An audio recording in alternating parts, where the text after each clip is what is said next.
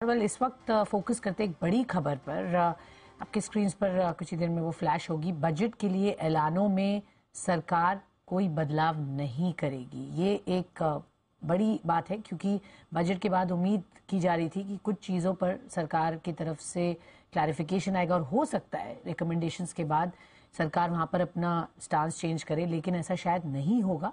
और ये खबर लेकर आ रहे हैं तरुण, एक्सक्लूसिव खबर के साथ जुड़ रहे हैं और बताएंगे एग्जैक्टली कौन सी चीजें हैं जहां पर लग रहा था कि शायद सरकार कुछ बदलाव ला सकती है, बट अब तरुण ऐसा लग रहा है, कंफर्म ही है आपके हिसाब से तो, कि अब कुछ चेंजेस नहीं होंगे। जरा हमें बताया डिटेल में।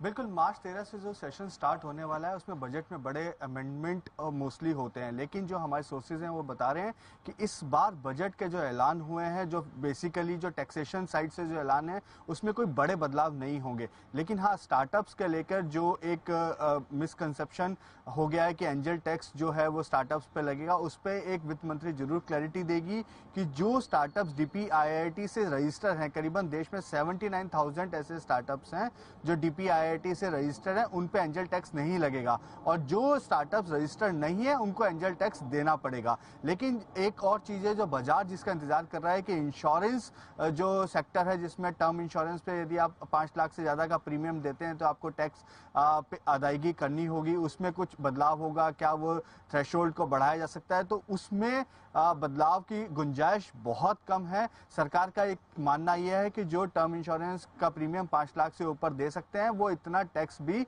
वहन कर सकते हैं, उनमें बदलाव की जरूरत नहीं है। साथ ही जो TCS जो बढ़ाया है 5% से 20%, उसमें भी एक क्लैरिटी यहाँ पे सरकार देगी कि वो क्यों बढ़ाया गया है। लेकिन कोई बड़े बदलाव अमेंडमेंट में नहीं होने की उम्मीद है, और जो सबसे एक क्लैरिटी जो है वो स्टार्टअप्स को लेकर वित्त मंत्री की तरफ से जरूर रहेगी।